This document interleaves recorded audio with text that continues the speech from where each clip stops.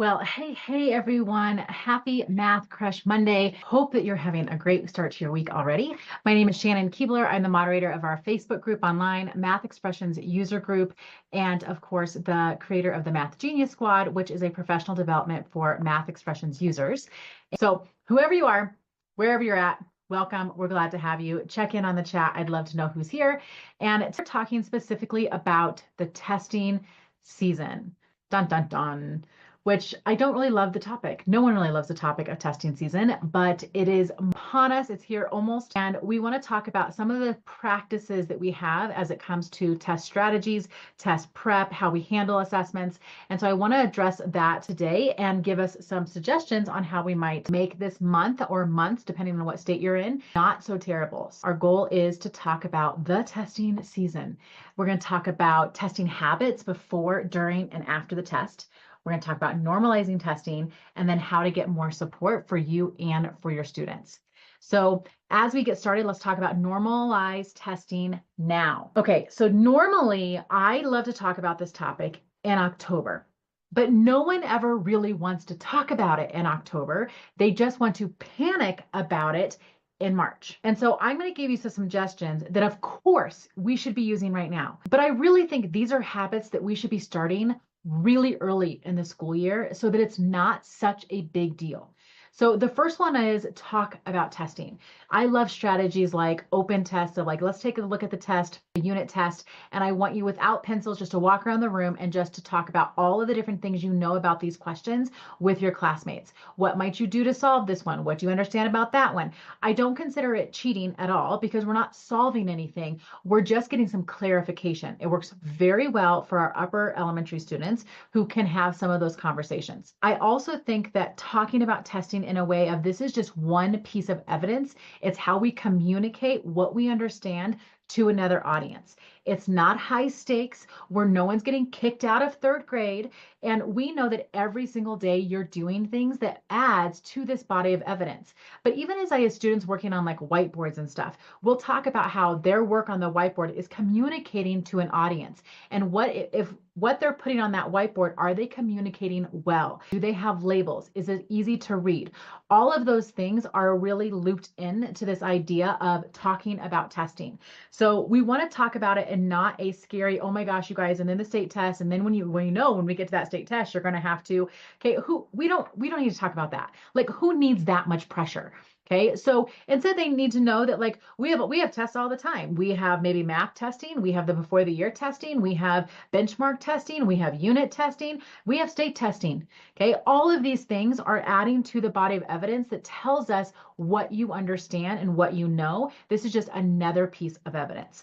So yes, we want to talk about the test, but it's how we talk about it and how much pressure we're generating, which usually our anxiety around it, our stress, our feelings starts coming out for students. And we want to minimize that as much as we can. So it needs to be healthy test talk. The other thing is I put here, don't make such a big deal out of it, which kind of piggybacks on what I just said. Like the bigger deal we make, which you should know, I used to make a really big deal out of it. In fact, I should have put some of the pictures I have here. So if any of you used to teach with me, I know we have several people from my old elementary school in our group.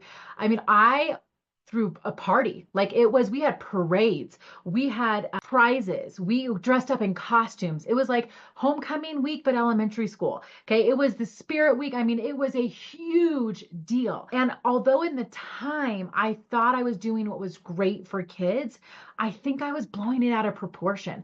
I was making it such a big deal that yes, maybe it helps some students perform even better, but I also think it caused a lot of stress and anxiety around a single test that we don't even get the results for months. So I want students to take all assessments seriously. I just don't know that we should make it that big of a deal. I have here, treat all tests the same. Okay, so what I mean by that is before the state test, which is like the test we tend to talk about, we want to treat all assessments the same way we're supposed to treat that assessment. We can't treat the state assessment like some super serious big deal, no talking, no help from the teacher, don't make eye contact, you may only use this type of pencil. Like the stress of it makes it feel like this has crazy consequences, okay? But if I treated every test similarly, okay, meaning when we get to the unit test, friends, I'm no longer an asset. I can't help you. Now, we're going to talk about accommodations. Accommodations are different, and that is also a part of this equation. But we want to say things like, if I ask you to show all of your work on the unit test, I expect all of your work on the map test. I expect all of your work on the STAR test. So let's see if I have a piece of paper here. This is one of the strategies I oftentimes give people, because one of the things that bothers me the most is that we do a lot of online testing. And truth be told, it's probably assessing way more of their computer knowledge than it is their actual math knowledge. And students generally will show their work if there's space, like on a unit test, like they know, or like there's lines, they know they have to fill in the lines, like they have to explain their thinking. And they're going to show their work. They're going to, do their computations. But then we get to online forums, and all of a sudden, a problem that kids would never do with mental math, they're like, I know this one. Click, and they just choose something. They're like, I can do it in my head. And I'm like, since when? Okay, so there is something to be said of, once it's on a computer, students stop acting the way they did when it was written. So I suggest this. I want you to take a piece of paper, and I want you to fold it into multiple squares. Now you decide for your grade how many this is.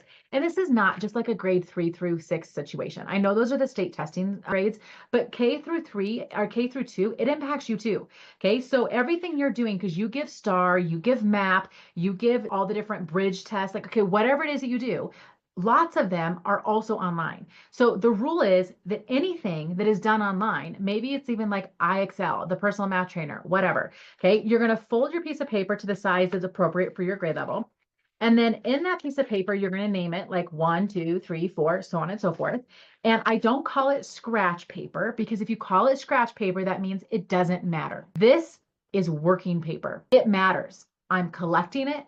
I'm looking at it. It is what verifies that the answer you clicked on that screen, you actually have evidence behind it. I am more interested in this paper than I am on that screen's test score. And I think a lot of times our kids don't see it that way. They're like, well, she's just looking at the printed report, so I'm just going to click things and get this over with. But if they know that I'm actually giving them a grade on this, and I give them feedback on this, and I'm asking them to redo parts of this, then they realize, like, this is actually the most important part. So for some of us, we love the fact that personal math trainer grades it for us, right? However, it's not really the data that we're looking for. Seeing their work, I see the data on the computer, but then I should back it up. But what really is the issue? What trend am I seeing? They did get these problems wrong, but now I'm noticing it's like the same type of error they're making every time. This gives me really the data I'm looking for. So I tell students, there's no choice. Like, if there's a box, there's work. So if it's number 1, you're going to show me the work, and then you're going to click it on the screen. Number 2, you're going to show me the work, then you're going to click it on the screen. And I collect this, and I have conversations about this all year long. If there's not enough room on the unit test, which is a pretty big complaint, normal complaint I hear a lot, then they should have something like this. If you don't have enough room, you should have your working paper and tell me number 13, and this is where you put the rest of your work. Because I want them to be treating all of their assessments the exact same way. And I can't institute things like this just for the state test. So for those of you who are coming up on it, this is what we should be doing even now. This week when we're doing IXL, I expect this. This week when we're doing whatever. Okay, so when we say treat all tests the same, it means I need to train students to do certain things like this, these test taking strategies, for every assessment. No, I cannot change the rigor of the assessment item just because I don't like it. I know we want our students to be successful. I know we think some test questions are unfair. So is life. I more have to teach them about mindset and productive struggle. What do we do when we get to a problem that we don't think is fair or we don't understand? What problem solving do we go through? But if we rescue students during regular testing and we provide more support than we should during regular testing, it's really difficult to not break that habit or to cause additional unneeded test anxiety during the more important tests. Okay, so when I say treat all tests the same, I mean, we don't give accommodations when we can't give accommodations. We don't give support when we shouldn't be giving support. Like, if the answer is no on that test, the answer is no on this test, because we still want an objective lens, right? So moving on, avoid cramming. I see this a lot. Friends, it's not fair. It is not fair that we are taking assessments in March and there's a quarter of the school year left. That's not fair. I can't control that. So we have to be able to look at that data subjectively, I guess even objectively, and say, but I know that the reason we always get low geometry scores is because we don't fit in geometry before the state test. So if you're going to rearrange some things in your pacing, I understand why you do it. I don't blame you for doing it. I would probably do it myself. But what it doesn't mean is it doesn't mean we can cram all of our units, 8 units in by March 15th so that we have all the content taught before the state test. We can't do that. You're going to have to sacrifice something. There's things that are less important than others. So you're going to have to say, these are the units or unit that's going to be taught after state testing. And all the other units I'm going to teach with due diligence and with depth, because I can cram, okay, for students, and I can cram all this content in, and it's too much for a working memory. There's no way they're going to hold on to it. And all those rules and rhymes and songs and dances are in their head. They're like, oh my gosh, which one was this? Like, it's too much. You know how you feel when you get too much information at once? It's almost like you can't remember any of it. Versus if I taught the skills well, I'm like, even if they forget in the moment, like what that rule was, they can fall back on the model or the picture because I taught for depth. I didn't teach for shortcuts just so they would remember it. This also goes for the weeks some people spend before the test prepping. I'm like, what a waste of life. Okay, you barely can fit in the content and now you're spending so much time in test prep booklets. Like, no, thank you. So instead, just make your quick practice your review. So keep your quick practice as you would normally, like it's, on area perimeter or something like that. And then weave in a review slide. Why not do 1 or 2 review slides every day? That's like, oh, here's a review of a geometry term. Here's a review of fractions. So we have those review slides for you. If you're in the Math Genius Squad, I already have them for you, where it's like, you just work through for the next month. Your quick practice slides is in this review deck because it's like one of everything. Like, it's just keeping things fresh. Avoid cramming also means that if you've been doing the homework and remembering, the remembering side of the homework, okay, all year long, you've been doing spiral review all year long. You shouldn't have to do like massive test prep, right? So that goes to our final thing here, which is spiral review. That spiral review is helpful. We know it's the part of the learning path. It's phase 4, meaning we can retain it, but we have to keep that learning constantly going. So these are the things where you're deciding, is this a consistency issue or is this an intensity issue? Is this something where I feel like I can spend like 2 more weeks in this unit and we're just going to like really work on this skill? And you're like, and then I still don't know if they're going to get it. It's just hard, AKA elapsed time. Okay. Like, if that's the case, it should be woven into a quick practice. It's a consistency issue, meaning I just think my kids need more exposure regularly to it than like an intense spend another day on the lesson. That's really helpful in things like word problems, other things where we start to like burn out, or like we can only do so much of it. Like, okay, I'm going to just do now 1 problem a day and just see how it goes. So best case scenario there. Let's see how we come up with it. Testing habits before. So we know that we want to have easy goal setting, mindset work, productive struggle, and interweave testing formats. So before we take that state test, we want to be doing goal setting all the time. But I'm doing goal setting on every unit assessment. I'm having kids look at it ahead of time. We're saying, here's your main standards. How do you feel? Like this, we have those grading cover sheets for our Math Genius Squad members for every test, where I'm having them look at it and say, here are the things that your standard says you need to be able to know, understand, and be able to do. What grade would you give yourself now? Like, if you do your own self-reflection, how do you feel about this going in? And then they set goals. Okay, so those cover sheets are really helpful for this because we're saying, there's 15 test questions. In the last unit, how'd you feel? And like, I felt so good and I got 12 right. I'm like, awesome. Do you feel that good about this one? I'm like, I feel a little bit. Okay, so then your goal, let's make it a 12 again. Let's make it 10. Like, let's shoot for the stars, but let's also be realistic. Or last time you got 10, let's go for 12. Okay, I think you can get 1 more. Remember last time you forgot that you were supposed to answer 2 parts of a question. We've really been working on that. So this time there's a couple questions like that. I bet you're going to get better at it. But having those micro conversations is like, growth is growth and it should be celebrated. And it's not because I didn't get 100%. It's that look at these things you remembered on this assessment that you forgot on the last one.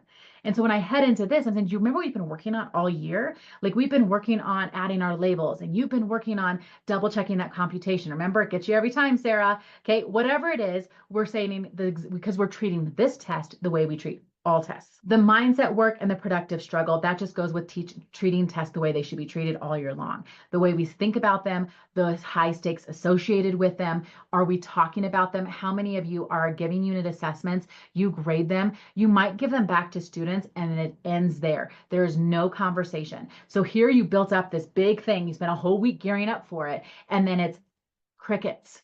We don't have them revise their assessment. We don't do small group reteaching on there. There's like nothing. We don't celebrate what they did well. Like that, I think that is a big issue that we have to do that with all these micro tests. So even when we get to the state test, we're doing the exact same thing, knowing that we don't even get to talk to them about some of those results for a while. But I could talk to them right afterwards about what do you feel like you did well on?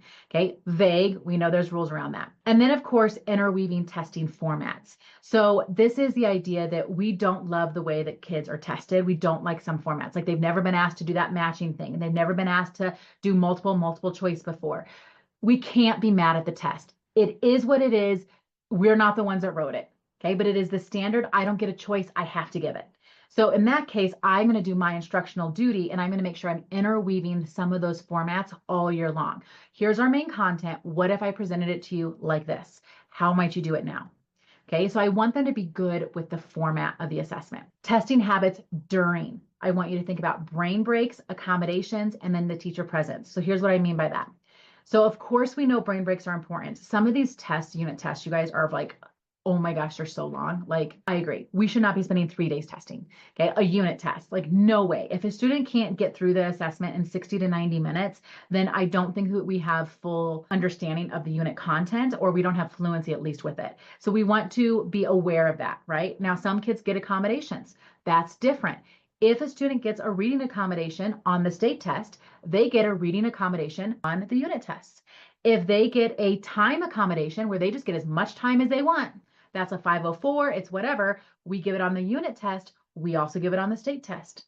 But if I'm not giving them those accommodations on a unit test, I can't give them on a regular test or on the state test or vice versa. So consider that. Consider teacher presence. So if during a unit test, you're at your chair at the desk doing other things while kids are taking the test, that's sending a message. If during the state test, you're like eagle hawk, like walking up and down, monitoring, because that's what a good test proctor would do, okay, that feels really different to kids. Like she's watching everything I do. Now, I know we would say, oh, you're not watching anything because you can't look at the test. Okay. Or vice versa. Maybe during the state test, you like abandon it. You're like at your desk because you're not supposed to be doing anything. Okay. Just be thinking about what's your role and are you somewhat consistent so kids know why that's the role you're taking. It's not because you don't care or it's because I'm going to be very active because I want kids to know that I really care about what they're doing. I'm there as an emotional support. I'm there to give a pat on the back. I'm there to, hey, keep going. Okay. Whatever it might be. All right. Let's start wrapping up with 2 more things. Testing habits after. So now when you're looking at after the test, we alluded to this before, but I want you to think about self-grading rubrics, revisions, and the mindset work. Okay. Then it ends with goal setting. So what we have here in the squad is we have some things to help.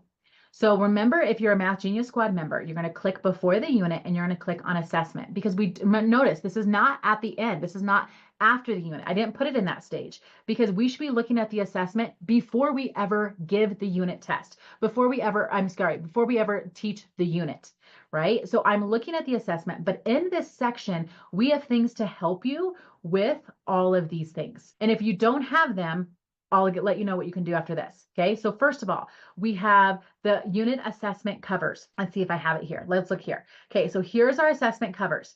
Notice that this is breaking down the assessment by standard. So when you grade the assessment, you're not saying, hey, John, you got a 63%. I'm like, that just basically says I suck at math. No, John, you missed 2 standards. You're really struggling with standard N4 and BTA that said something, and has be heavily weighted. But look at, you did really well in this standard and really well in this standard.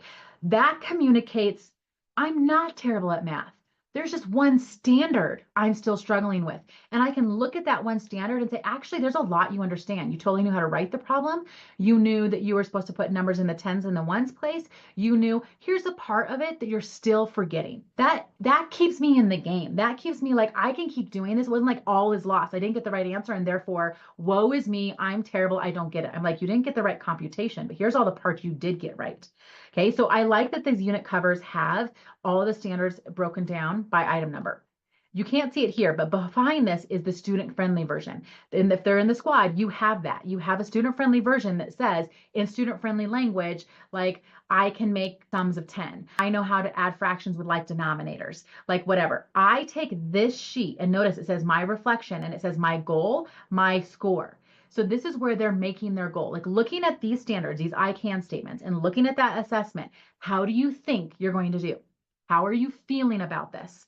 Now, kids are pretty terrible at goal making in the beginning, but the more they know that keeps coming up, we've helped them to refine like realistic goals and celebrate any growth that's there. Then it has a test correction sheet where we're saying we're not done. So now we're saying, here was your goal. Here's what you actually got. Now I want you to self-evaluate. So it has it over here of like, how did I do? And kids kind of give an emoji scale of like, okay, I'm going to give you your test back to you. I've already done my grading sheet, but you take it now. And when it says I can find sums of 10, I want you to look at numbers 1, 5, and 9. How did you do? And they would like yellow, I'm on my way. Green, I totally understand. Red, I'm not there yet. And then we dive further. The I'm not there yet, we look here. And we're like, let's dive into some of those. Okay, so let's look at what parts are you understanding and what parts do you still need. This is my small group reteaching day. Now, I know I can't do all of that for the state test, but I sure can create a positive testing environment now so that even when the state test comes and I get that data, if the kids are no longer in your class, which is most of the case for most of you, that you don't even get the data back before kids leave, there has to be a follow-up the next year. I'm having one-on-one meetings and I might be a fourth grade teacher and I might be saying, so in third grade, I looked at all of your test reflections, like all your units, because it's a body of evidence. I'm not saying, and then on your state test, like that's not the only piece I'm bringing. I'm bringing it like here. I know you as a student. I am looking at some of this evidence, and now I have your state scores, and here's what your state scores are saying. It says you're doing really well on here, and you're growing in this, and you made this much growth. Okay, so what do you want your goal to be this year? What are you going to really work on in fourth grade math? Let's set a goal for the year, and every unit test, I'm going to remind you of that, and we're going to keep working on it. Okay, so there's those pieces. We also know that over here we have connect to assessments. So if you're in the squad, don't forget that when you click on that assessment icon, we also have where we've said, here's a test taking like item that's just kind of weird. Like it's nowhere in the unit. It's not on quick quizzes. It's not on the, it might be on the unit test. It might be on like a state test format. And we're thinking, we just know it is a format and we needed to give you an example. We give you examples during the unit that look like this, and we put them in your slide decks. So you can practice and say, okay, we've taught this lesson on comparing fractions. What if we showed you a problem that looked like this? How might you go about it? It's not the exact same test question, of course, that would not be right, but it is a very similar one that we're saying, this is really about formatting. You might understand the content, but you may have no idea what you're supposed to do in these boxes. We should probably practice that. Okay, so after the test, those are all really important things. We're setting goals. We're talking about how do we feel about ourselves with this? Where do we want to go next? Like, I'm really proud of where you're at. Here's my next goal for you. Let's make some of those goals. And what I found, even as when I was a classroom teacher and an interventionist, this really came in for intervention as well, is that I felt like kids got better at talking about their data the more I said I talked about it. And the more they were like, oh yeah, well, I think I really want to fill in the blank. And I did it all the time for writing, but it took me years to do it for math. Like in writing, we even had like a notebook where we kept track of like, so now that we've edited your work together, like what's your goal? Remember, I want you to work on focusing on, your adjectives or whatever it was. We would write it down and then I'm like, okay, next body of work. Let's remember what your goal was. Let's go see how you're doing. Why would we not do that in math? Not like I know how to add. No, the bigger issue here is that it's computational. You're rushing in accuracy. You don't read the whole problem to understand the model. I really want you to work on creating the model first and then writing the equation. You're rushing to that. That's causing a lot of errors. Okay, whatever the case may be. All right, my friends, I want to encourage you with that. I also want to encourage you, if you're a Math Genius Squad member, you also have this. And if you're not a member, you can go get it. So we have given you Jeopardy for grades 3, 4, and 5, depending on what grade you're in, or 5, where we've created a Jeopardy game covering your units up through now so that you can play it in a game format. Again, this would be like maybe you play 2 rounds of it every day, like, your table groups or your different teams, and then every day there were, so it's not like I'm playing a whole day of this. You could, of course, but for most of us, we don't have the luxury of time. And so even just doing some review, there's 2 options. There is a class game that is literally like a PowerPoint that's set up just like Jeopardy. And then there's an individual where kids can play, and they can play in teams where they actually have to record their answers, and there's like a recording sheet. Okay, so you have both. So 3, 4, 5, you have this. If you're not in the squad, just let us know, comment below, or we will give you the links so that you can go grab those games yourself. All right, my friends. So let's take a look at some questions that we have that popped up. Are there any time problems on your slides similar to test prep questions throughout the year? Yeah, so the anytime problems are built into expressions. There's actually, they're part of the expressions lesson. They're in blue, which most people believe is like a must do, like we have to do them. They're only in grades 3 through 6, but I do like them, Lauren. I think actually that's a great point because they are a spiral review. Like what I like about the anytime problems is they don't have to do with the content of the unit. Whereas everything else, it's like we're in a multiplication unit. Like it's not rocket science for kids to figure out that like this story problem too is about multiplication. Like they stop kind of caring about the problem because they're so focused on computation. Whereas the anytime problem is not that case. It is using all of their math learning from what they've done so far in the year in those anytime problems. So yes, in that case, I think it would be good test preps throughout the year. The issue is time. They take a lot of time, and I just don't feel like, especially 4th and 5th grade, you have the time to do an anytime problem every day. Would it be a great win activity, like a what I need time? Would it be a great reteaching activity, like a must do? Is it a good like Friday, every Friday, instead of quick practice, we're going to do an anytime problem? Yes, I think you can swap them out in that way. Maybe it's on a quick quiz day, something like that. But I just don't think we can do it as often as we have them available. So we have one on every slide in the Math Genius Squad. Math Expressions has one on every lesson. I just don't think we have the time to always do it. Or of course, by all means, come join the squad and you'll get all those other assets too. All right, friends, let me know what was helpful for you tonight. I would love to hear from you in the comments. Let me know if this was helpful or other topics you'd like to have or to learn from, and then we will see you next week. So thanks for joining me, everyone. Bye for now.